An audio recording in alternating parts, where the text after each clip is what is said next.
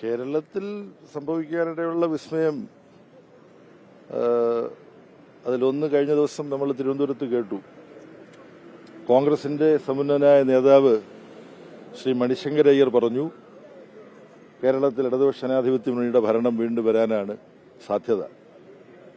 അത് മുൻകൂട്ടി കണ്ടിട്ടായിരിക്കും ഒരുപക്ഷെ വി ഡി സതീശൻ അങ്ങനെ വിസ്മയങ്ങൾ കേരളത്തിലുണ്ടാവും എന്ന് പറഞ്ഞെന്നാണ് എനിക്ക് തോന്നുന്നത്.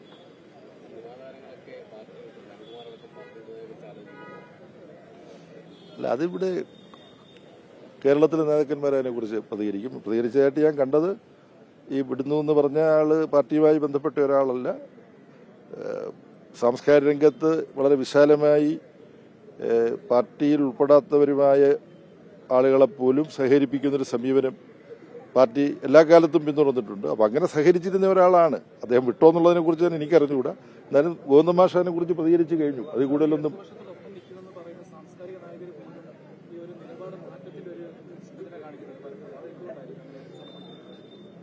അല്ല. ഇപ്പോൾ പാർട്ടി അംഗങ്ങളല്ലാത്ത എഴുത്തുകാർക്കും സാംസ്കാരിക പ്രവർത്തകർക്കുമൊക്കെ പാർട്ടി പ്രവർത്തകരായ ഞങ്ങളോട് അവരുടെ അഭിപ്രായങ്ങൾ പറയാം.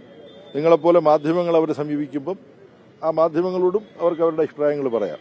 അത് പൊതുവിൽ സമൂഹം ചർച്ച ചെയ്യും. ചർച്ച ചെയ്തിട്ട് നിഗമനങ്ങളിലേക്ക് എത്താം.